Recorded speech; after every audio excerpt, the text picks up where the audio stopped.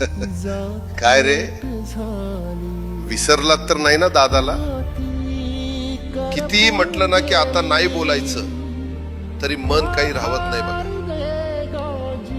माझ्या तमाम बारामतीकरांनो, आज तुमच्याशी संवाद साधताना मन थोडं जड झालंय.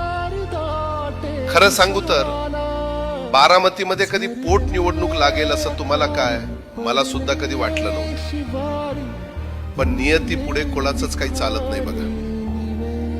ज्या बारामतीत मी विकासाची गंगा आणली, रात्रंदिवस एक करून ज्या बारामतीचा कायापालट केला, आज त्याच बारामतीत ही पोट निवडणूक आपल्या समोर उभी आहे. आज तुमच्या समोर सुनेत्रा उभी आहे. बारामतीचा विकास आणि आपला हा घरचा वारसा पुढे नेण्यासाठी ती मैदानात आहे. माझ्यावर जसं भरभरून प्रेम केलं, जो विश्वास माझ्यावर दाखवलात, तसंच प्रेम आणि आशीर्वाद सुनेत्राला सुद्धा द्या. तिने मला आजवर प्रत्येक संकटात साथ दिली आहे.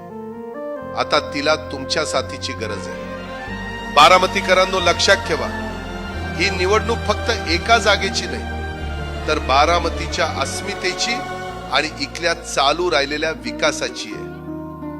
मी तिथे नसलो तरी माझा शब्द आणि माझी ताकद सुनेत्राच्या पाठीशी खंबीरपणे उभी आहे. निकाल लागल्यावर तिला विजयी गुलाल लागलेला पाहणं हे माझ्यासाठी सर्वात मोठ्या आनंदाचं असेल.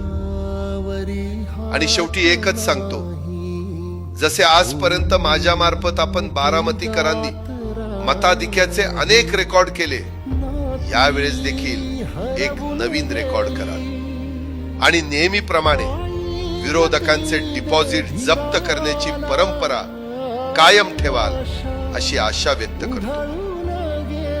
चला, निरोप घेतो. सांभाळून घ्या. तुमचाच दादा.